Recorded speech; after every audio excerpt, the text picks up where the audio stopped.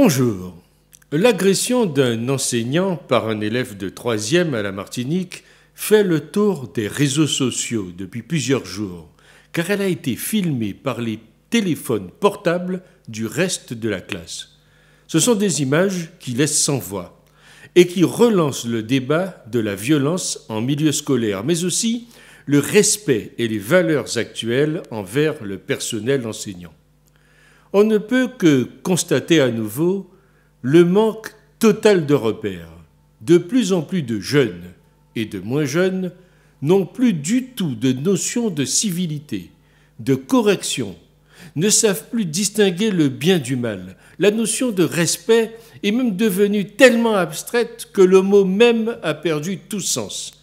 Laxisme des familles devant leurs rejetons, enfants livrés à eux-mêmes, notre société est à l'image du monde actuel, triste réalité. Aujourd'hui, agression sur un prof, qu'en sera-t-il demain? La gamine qui filme mérite également une exclusion. Je la cite, on ne peut pas faire un lien. La génération d'aujourd'hui se penche intouchable, se dit intouchable. Le problème, c'est que la législation en vigueur ne permet pas une réaction de la part des enseignants et par conséquent se développe un sentiment d'impunité qui rend encore plus agressifs ces jeunes.